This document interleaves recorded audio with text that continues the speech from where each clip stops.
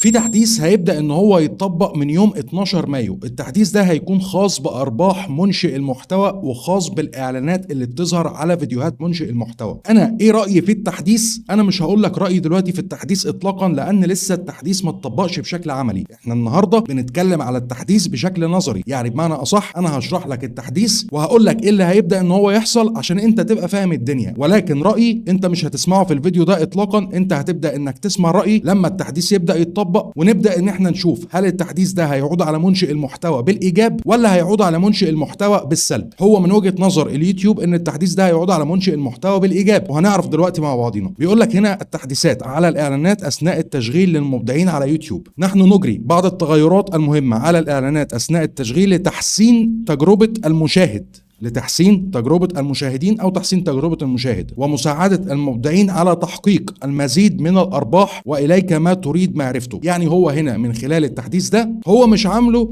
لمنشئ المحتوى بس ولا عامله للمشاهد بس، لا هو عامله عشان يحسن تجربة المشاهد. ومن وجهة نظر اليوتيوب إن التحديث ده هيزود أرباح منشئ المحتوى. إيه هو التحديث؟ بدءا من 12 مايو 2025 نعمل على تحسين جودة الإعلانات أثناء تشغيل الفيديو على يوتيوب، وهذا يعني اننا سنعرض المزيد من الاعلانات اثناء تشغيل الفيديو عند نقاط توقف طبيعيه، مثل التوقفات والانتقالات، وعدد اقل من الاعلانات التي قد تبدو مزعجه او تسبب في توقف المشاهدين عن مشاهده الفيديو، مثل منتصف جمله او تسلسل افعال. يعني بمعنى اصح كده اليوتيوب بيقول لك ان هو هنا هينظم شويه الظهور بتاع الاعلانات على الفيديو بتاعك. يعني الموضوع ده هو هيعتمد فيه اعتماد كامل على الذكاء الاصطناعي، وبما انه هيعتمد على الذكاء الاصطناعي فهيبدأ ان هو هنا ينسق ما بين ارباح منشئ المحتوى وما بين تجربة المشاهد، عشان المشاهد وهو بيتفرج لو هو مندمج مع الفيديو وفي حاجة مثلا هو مشدود فيها، او حاجة بمعنى اصح شرح الحاجة معينة هو برضو مشدود فيها وماشي معاها بالتسلسل، لما بيجي بيظهر اعلان فهنا تجربة المشاهد بتبقى بالنسبة له تجربة سيئة، ان الاعلان اللي ظهر له ده فصلوا عن مضمون الفيديو او فصلوا عن الحاجة اللي منشئ المحتوى بيشرحها. فهو اليوتيوب بيستهدف هنا بقى ان هو يحسن التجربة بتاعة المشاهد ده، ان هو يبقى النقط المهمة اللي في الفيديو ما يقدرش ان هو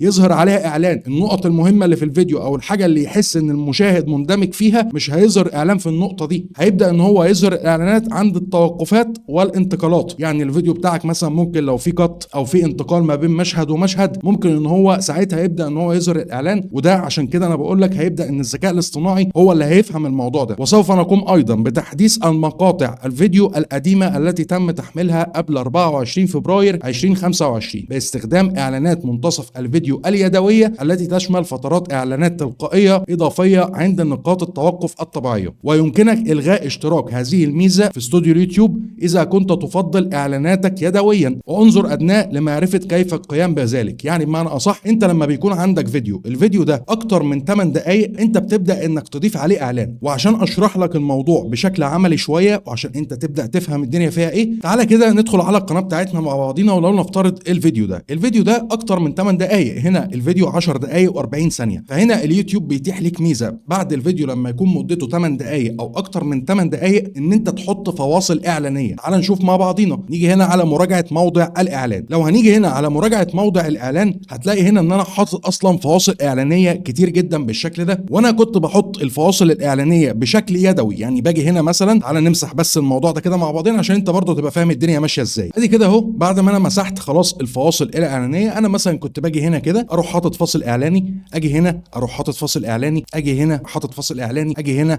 احط فاصل اعلاني، وهنا كذلك فاصل اعلاني فاصل اعلاني فاصل اعلاني. وانا كنت بمشي بالاعلانات بتاعتي ان انا كنت مثلا بحط الاعلانات كل مثلا 10 ثواني، كل 20 ثانيه، وهكذا. وانا كنت بحط الفواصل الاعلانيه دي. طبعا كل الفواصل الاعلانيه اللي انت شفتها من شويه اليوتيوب مش بيعرضها كامله، يعني مش بيعرض كم الفواصل الاعلانيه دي اطلاقا، لانه معلش هيجيب كل الفواصل الاعلانيه دي منين؟ هيظهر لي كل الاعلانات دي منين؟ فاكيد مش هيقدر. ولكن انا لما اجي مثلا كنت بحط الاعلانات بالشكل ده كده، ان انا احط الاعلانات كده مع بعضها بالشكل ده، ان انا ازود الاعلانات بالمنظر ده، انا كنت بزود فرصه بس ظهور الاعلان. لكن كل الاعلانات دي ما بتظهرش على الفيديو. كان ممكن زمان خالص كان ممكن ان هو يحصل، يعني على التراك بتاعك مثلا لو كنت انت حطيت ولو نفترض عدد الاعلانات ده، كان ممكن الاعلانات دي كلها تظهر على الفيديو بدون اي مشاكل خالص. ولكن دلوقتي الموضوع ده ما بقاش بيحصل. يعني حتى لو انا كنت بزود الفواصل الاعلانيه عندي عندي في القناه او في الفيديو بتاعي كان بيزود بس من فرصه ظهور الاعلان، وحسيت بفرق شويه في الارباح، يمكن حسيت بفرق 30 او 40% في الارباح، لان انا عليت بس فرصه ظهور الاعلان لا اكتر ولا اقل، ولكن الفيديو كله ما كانش بيظهر عليه كم الاعلانات ده. فانت دلوقتي هو هنا عندك حاجه اسمها اضافه الفواصل الاعلانيه التلقائيه. في ناس بتستخدم فواصل اعلانيه تلقائيه، وفي ناس بتحطها بشكل يدوي زي ما انا فرجتك كده من شويه. فالناس اللي هي بتحط اضافه الفواصل الاعلانيه بشكل تلقائي بدون ما تستخدم اليدوي هي مش هتحس اصلا باي مشكله. ولكن بقى الناس اللي بتحط اعلانات بشكل يدوي بالشكل ده كده، هنا الموضوع بقى هيبدا ان هو يختلف شويه. طيب هيبدا ان هو يختلف شويه ازاي؟ تعالى معايا، لو دخلنا كده على المقاله دي وجينا نزلنا تحت، لو جيت بصيت هنا، تعالى نعمل بس زوم عشان انت تبدا انك تشوف الموضوع بشكل اوضح. هنا انت شايف ايه؟ بص بيعلم لك هنا على الاعلان ده، بيقول لك الاعلان ده انت حاطه، لو انت حاطه بشكل يدوي يعني الاعلان ده غير مناسب لتجربه المشاهد، الاعلان ده يعتبر اعلان مزعج للمشاهد. فهيبدا اليوتيوب ان هو يبعت لك مثلا اشعار على استوديو اليوتيوب يقول لك ان الفيديو الفلاني في اعلان مش مناسب لتجربه المشاهد، فتبدا انك تشوف الفيديو ده وتشوف الاعلانات اللي هي غير مناسبه لتجربه المشاهد وتبدا انك تشيلها. فالتحديث ده دلوقتي كده قدامنا هو له شقين، الشق الاولاني ان هو هيحسن تجربه المشاهد، ومن وجهه نظر اليوتيوب ان هو هيحسن كمان من الارباح بتاعه منشئ المحتوى. طيب نيجي على الشق الثاني، الشق الثاني ايه هو؟ احنا لما كنا بنيجي بنحط الفواصل الاعلانيه بالكم ده كده كانت بتزود ارباح منشئ المحتوى. طيب انت اصلا ما كنتش بتسيب الاعلانات دي كلها تظهر، يبقى انت ايه لازمه التحديث؟ هو ده اللي انا لسه مش قادر ان انا افهمه. عشان كده بقول لك انا مش هقدر ان انا اقول لك على التحديث ده دلوقتي اذا كان هو فعلا حلو ولا اذا كان هو فعلا وحش، ولكن انا عن تجربه شخصيه لما كنت بحط الفواصل الاعلانيه بالشكل ده انا كنت بحس بزياده في الارباح، وحسيت بزياده وفرق في الارباح ما بين الشهور اللي فاتت والشهور بتاعت دلوقتي، بغض النظر ان شهر 1 وشهر 2 كان في حرفيا كارثه في ظهور الاعلانات، كانت ظهور الاعلانات ميته خالص على كل القنوات. يعني لو هنعمل مقارنه ما بين الشهور اللي فاتت مثلا شهر 11 او شهر 12 وما بين شهر 1 و2،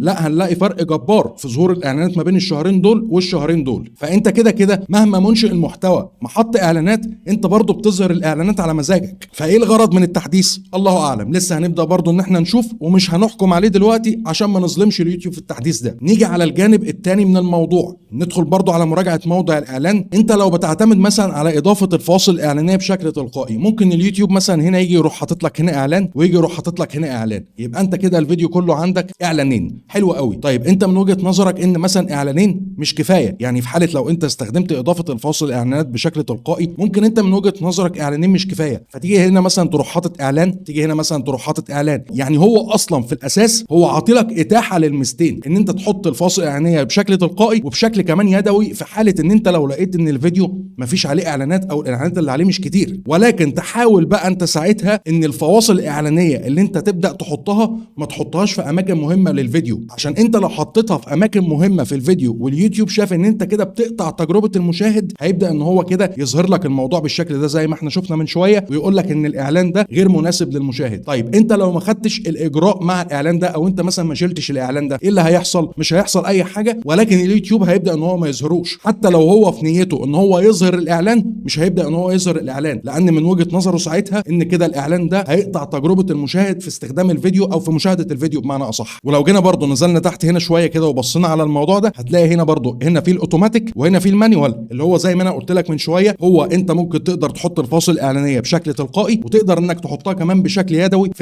الحالتين معاك، عايز تستخدمها بشكل يدوي تمام، عايز تستخدمها بشكل تلقائي تمام. ولكن لو جيت استخدمتها بشكل يدوي زي ما احنا جينا اتعلمنا كده من شويه ان احنا نحط كده فواصل اعلانيه بنفسنا وسيبنا خالص اضافه الفواصل الاعلانيه التلقائيه، خلاص بتحطها عادي، ولكن تبدا انك تحطها في الاماكن دي ما تاثرش على التجربه بتاعه المشاهد، عشان اليوتيوب ما يقولكش او ما يبعتلكش بمعنى اصح اشعار ويقول لك ان الاعلان ده مؤثر على تجربه المشاهد او الاعلان ده مزعج للمشاهد. هنا بيقول لك اذا كنت تستخدم فقط الاعلانات التلقائيه اثناء تشغيل مقاطع الفيديو فلن يؤثر هذا التغيير عليك، لان انت كده كده خلاص بتدخل على الفيديو اضافه الفاصل الاعلانيه بشكل تلقائي وبتعمل هنا متابعه وبتعمل هنا حفظ، خلاص الموضوع خلص الحكايه على كده. هيبقى مؤثر بس او هيبقى في خلل شويه في الاول مع الناس اللي بتحط فواصل اعلانيه بشكل يدوي زي ما احنا اتكلمنا كده من شويه، وانا واحد من الناس كنت بعمل كده. اذا كنت تقوم بوضع اعلانات اثناء تشغيل الفيديو فيرجى الاستمرار في القراءه للتعرف على الميزات الجديده التي تساعدك في اعدادات استراتيجيات الاعلانات اثناء تشغيل الفيديو. بيقول لك هنا هدفنا من هذه الميزات هو تزويدك بمزيد من المعلومات والخيارات الجديده، ولا يزال بامكانك التحكم فيما اذا كنت تريد عرض اعلانات اثناء تشغيل الفيديو الفيديو في مقاطع الفيديو الخاصة بك والمكان الذي تريد عرض هذه الاعلانات فيه. يعني ان انت لو عايز انك تزود على التراك بتاع الفيديو تزود اعلانات، هيقدر ان هو يزود لك اعلانات وهتبقى انت متحكم بشكل كامل، ولكن على شرط ان هو يكون في مكان ما يأثرش على تجربة المشاهد لا اكتر ولا اقل. من وجهة نظري انا في التحديث ده، هل هيبقى كويس ولا مش هيبقى كويس؟ الله اعلم. لما التحديث يتطبق هنبدأ ان احنا نشرح الموضوع بشكل عملي، وهنبدأ ان احنا نشوف هل هيأثر على ارباح منشئ المحتوى بالسلب ولا هيأثر على ارباح منشئ المحتوى بالايجاب زي ما اليوتيوب بيقول. انا دلوقتي ما اقدرش ان انا اديك رأيي في التحديث ده لاني لسه ما شفتوش قدامي بشكل عملي، ولكن انا شرحت لك التحديث وربنا يستر، لان انا اصلا مش بتفائل بتحديثات شهر 5. يعني تحديثات شهر 5 لو هنرجع لسنة 2020 لغاية النهاردة سنة 2025 اهو، التحديثات كل اللي حصلت في السنين اللي فاتت في شهر 5 كانت كلها خاصة بالاعلانات. يعني التحديث اللي حصل ان هو هيظهر الاعلانات على القنوات الصغيرة اللي هي اصلا لسه ما حققتش ربح ولسه ما انضمتش لبرنامج شركاء اليوتيوب، حصل في شهر 5. انه يشغل الفيديو من بره، يعني من الصفحة الرئيسية بتاعت يوتيوب بدون الدخول على الفيديو، حصل في شهر 5. والاثنين دول اثروا على ارباح منشئ المحتوى. هل ده بقى هيظبط الدنيا ولا مش هيظبط الدنيا؟ ربنا يستر. لو عندك اي استفسار او عندك اي سؤال انزل اكتب تحت في الكومنتات وهتلاقيني برد عليك. لايك وشير وسبسكرايبك واشوفك الفيديو الجاي. سلام.